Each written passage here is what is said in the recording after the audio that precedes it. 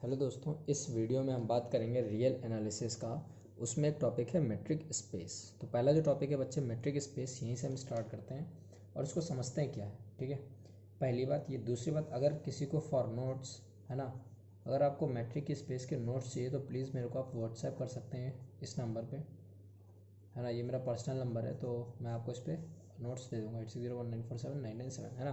Guarantee आपको notes मिल जाएगा। ठीक है, बस यही कि परेशान मत करना कि मतलब तुरंत तुरंत तुरंत तुरंत नहीं यार, जब फ्री हो जाऊँगा तुरंत दे दूँगा। ठीक है, चलो अब हम बात करते हैं साहब मेट्रिक स्पेस क्या होता है, ज़रा समझते हैं इसको।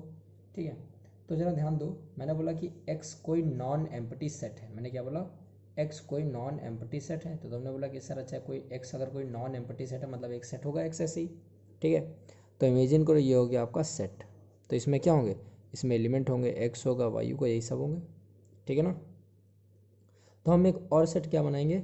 हमने क्या बोला कि एक्स एक नॉन एम्प्टी सेट है। अब हम एक ले लेंगे x cross X. X cross x का क्या मतलब है बच्चे? कि अब तुमको पेयर में एलिमेंट मिलने लगेंगे, एक्स वाई, या पेयर में एलिमेंट मिलने लगेंगे। मतलब एक्स का एक्स के साथ ही मैंने मैपिंग करा दिया, तो तुमको पेयर में एलिमेंट मिलने लगे होंगे। बोलो, जैसे ए क्रॉस बी का मतलब क्या होता था कि जैसे मान लो ए एलिमेंट है 1,2 और बी के पास एलिमेंट है 2,3,4 है मान लो, तो ए क्रॉस बी का मतलब क्या क्या हो जाएगा? 1,2। ठीक, ये तो होगा 1,3,1,4, फिर 2 के साथ 2,2, 2,3, 2,4। तो हमें क्या मिल गया? ए क्रॉस बी, दैट इज हमें क्या मिल गया? X X cross X. ठीक है, अच्छा। तो एक्स क्रॉस एक्स से रियल नंबर में, बात समझना, एक्स क्रॉस एक्स से कहाँ? रियल नंबर में एक मैपिंग डिफाइन की गई डी। फिर से समझना, एक्स क्रॉस एक्स से रियल नंबर में एक मैपिंग डिफाइन किया गया डी। वो मैपिंग कैसी है? उसके पास कुछ प्रॉपर्टीज़ हैं। ठीक है साहब, आ जाओ जरा आप समझते हैं हेडिंग के डेफिनेशन के साथ। तो हमने बोला कि let X is non empty set. ठीक है, अ फंक्शन, बात समझना, अ फंक्शन या मैपिंग बोलो, अ फंक्शन डी। ठीक है, डी नाम है उसका। फ्रॉम एक्स क्रॉस एक्स, कहाँ से कहाँ बोलो? X cross X. X cross X से a function D from X cross X, ठीक है, टू कैपिटल आर। ठीक है, और कैपिटल आर क्या साहब? Set of real number, set of real number. ठीक है, दैट इज अब मैपिंग को जब हम लिख रहे हैं डी, कहाँ से कहाँ है बोलो? डी सच दैट, है ना, डी सच दैट कहाँ से बोलो? एक्स क्रॉस एक्स से आर में। ठीक, हम इस डी को बोलेंगे metric, is known as metric. बात समझना, इज नोन एज मैट्रिक, है ना। किसके लिए? For x, if and only if it satisfies following properties. ठीक है, आज जरा समझते हैं क्या बोला गया, वो देखते हैं। फॉलोइंग प्रॉपर्टीज लिख लें एक minute.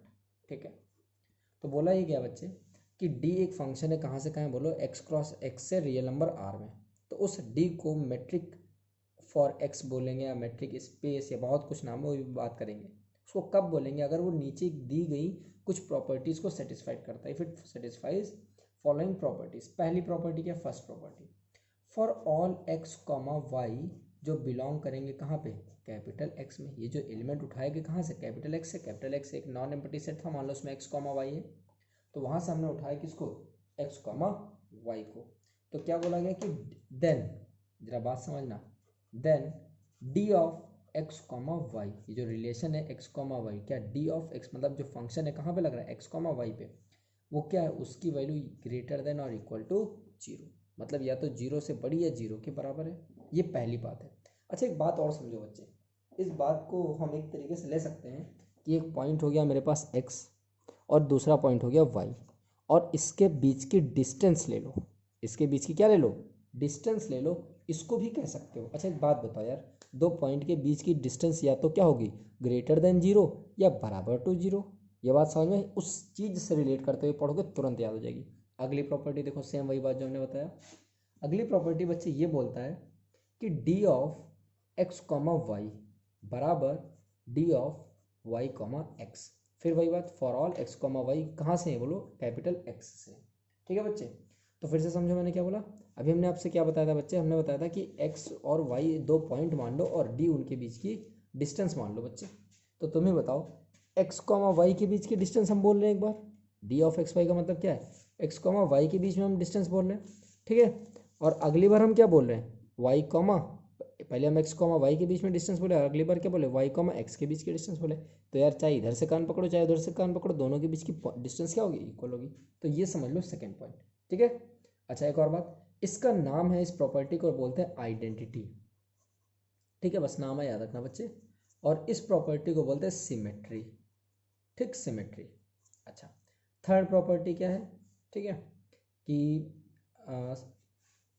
D of X comma Y, बात समझना इंपॉर्टेंट है, इक्वल्स टू जीरो बोल दिया है। कब, if and only if X equals to Y. जरा समझना मेरी बात, हमने बोला एक पॉइंट एक्स है यही, और यही क्या है, वाई। तो यार एक बात बताओ, खुद का खुद से क्या दूरी है, जीरो। समझ रहा ना मैं क्या बोला, डिस्टेंस से रिलेट करके पढ़ो, इसको तुरंत क्लियर होता जाएगा। ये हो गई थर्ड प्रॉपर्टी इस प्रॉपर्टी का, ठीक है। अब जरा बात ये समझना बेटा, सॉरी आइडेंटिटी प्रॉपर्टी इसको बोलते हैं बच्चे, इसका नाम है आइडेंटिटी प्रॉपर्टी, ठीक है। हाँ वो तो बस डेफिनेशन हो गया सिंपल, सॉरी आइडेंटिटी इसको बोलते हैं, ठीक है। अब जरा समझते हैं, तो ये 3 पॉइंट हो गए, ठीक है। अब चौथा पॉइंट, चौथा पॉइंट क्या बोलता है ये भी समझ लो, D of X comma Y, अच्छी बात है, ये छोटा होगा। अच्छा एक बात और समझो, क्या बोला है, एक्स कॉमा वाई बराबर जीरो होगा if and only if X equals to Y. तो याद रखना, हम उसी डी को, डी में अगर ये प्रॉपर्टी सेटिस्फाई होगा कि अगर एक्स कॉमा वाई जीरो है, तो ये बात तभी होगी जब एक्स और वाई बराबर होंगे, इस बात को याद रखना।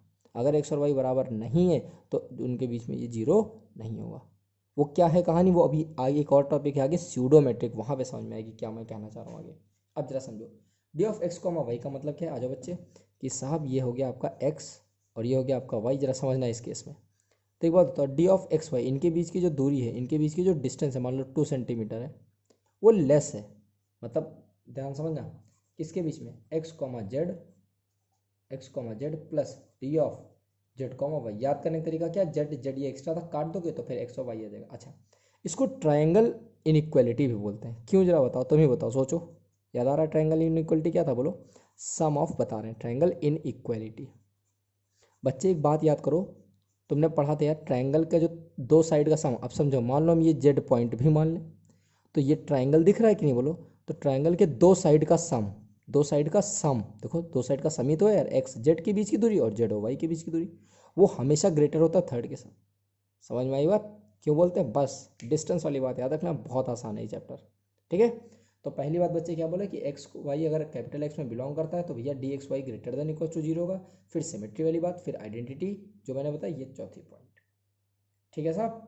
अच्छा तो इसको ये याद रखना साहब, इसको बोलते हैं ट्रायंगल इनइक्वालिटी भी बोलते हैं। तो यहाँ पर एक्स को हम लोग क्या बोलते हैं, तो हियर, अब आगे बात लिख लो, here X is known as metric space, is known as, एक स्पेस हो गया, एक सेट हो गया इसलिए, और is known as metric space, metric space है ना, विद मेट्रिक क्या है, डी, मेट्रिक को प्रॉपर्टी मान लो, कुछ भी मान लो, विद मेट्रिक डी, या डिस्टेंस मान लो मेट्रिक, है ना, नाम ही मेट्रिक मेजर टाइप का है कुछ, है ना, मेट्रिक मतलब क्या, मेजरमेंट टाइप का कुछ, ठीक है, विद मेट्रिक डी।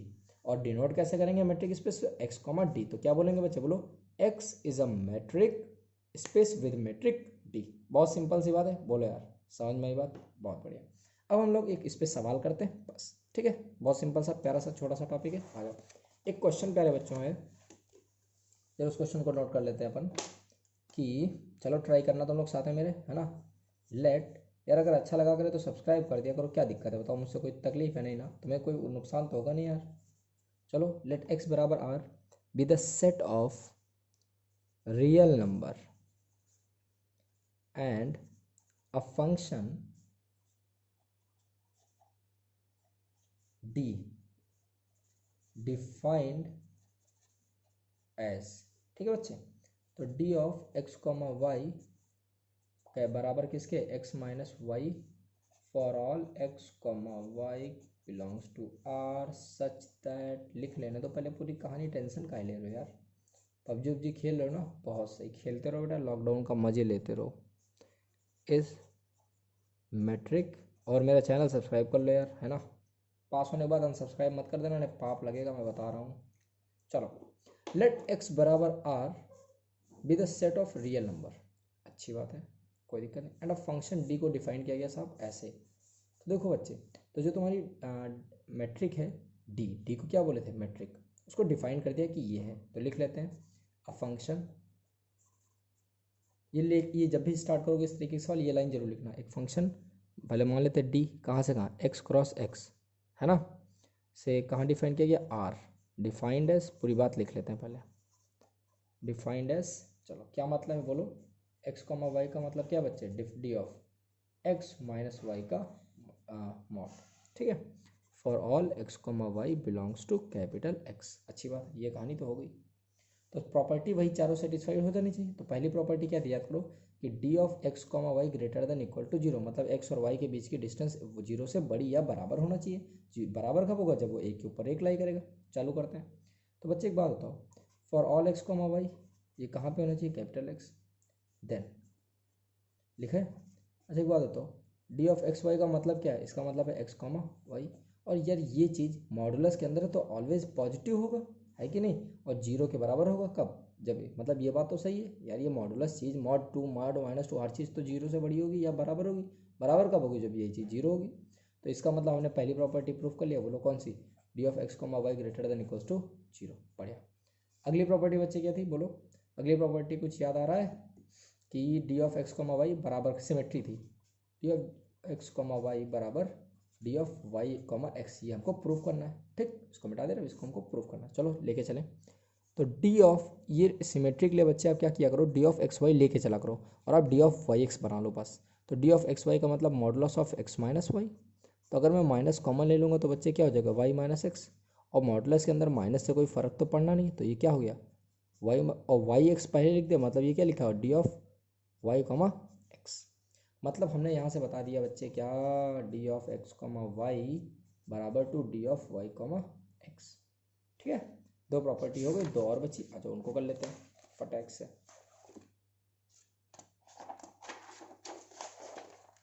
ओके, अब दूसरी कौन सी बची, चलो देखो, तो वही बात, for all X comma Y कहाँ पे बिलोंग कर रहा है, कैपिटल एक्स में, जरा समझना मेरी बात। D of X comma Y का मतलब क्या बच्चे, modulus of X minus Y, यही तो मतलब है, कोई दिक्कत समस्या परेशानी नहीं। तो अगर मैं बोलूँ, मैं एक बात बोल रहा हूँ, बात समझना, ये बात तो क्लियर है। अगर मैं बोलूँ, ठीक है, मैं ऐसे लेके चलता हूँ कि एक्स माइनस वाई बराबर जीरो है, या फिर ऐसे ले लें हम, ठीक है, या फिर ऐसे समझो कि मैं अगर ले लूँ, मैंने क्या था थर्ड वाली, कि D of X comma Y बराबर to zero if and only if, कब, जब x बराबर y, ये चीज़ प्रूफ कर दो बस। अच्छा, तो अगर मैं बोलूँ D of X comma Y बराबर जीरो है, इसका मतलब क्या है बोलो, इसका मतलब कि यह है साहब कि modulus of X comma Y बराबर किसके है, जीरो, क्यों, क्योंकि डी का मतलब ही यही है।